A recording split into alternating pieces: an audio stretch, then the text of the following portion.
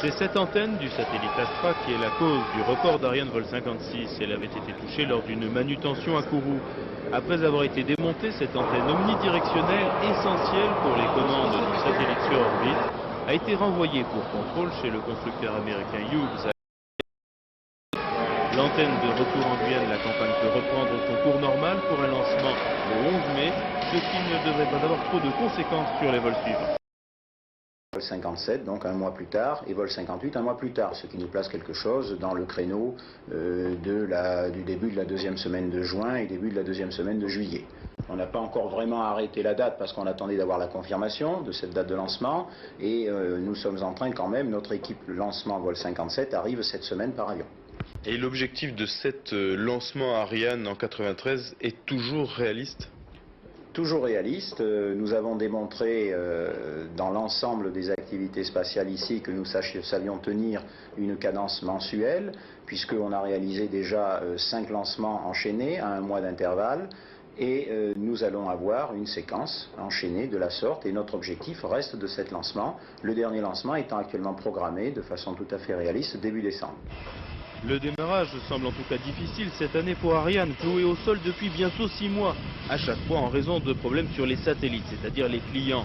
Vol 50, année de plus en plus attendue à Kourou, verra la mise sur orbite d'Astra, bien sûr, le luxembourgeois destiné à la télévision en Europe, et d'Arsène, petit satellite français pour les radios amateurs.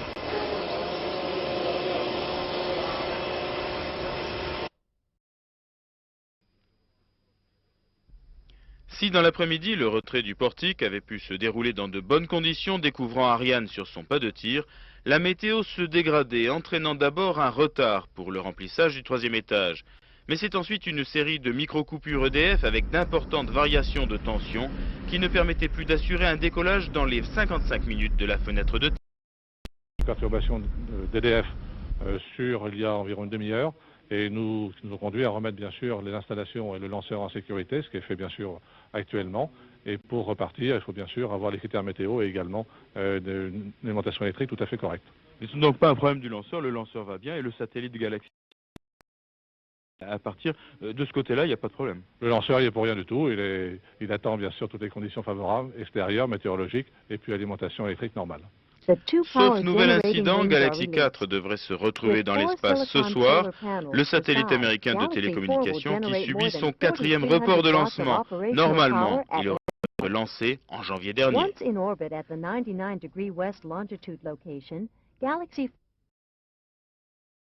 Réussite totale également pour le 57e vol de la fusée Ariane à Kourou ce soir. Les techniciens d'Ariane Espace ont réussi un sans faute.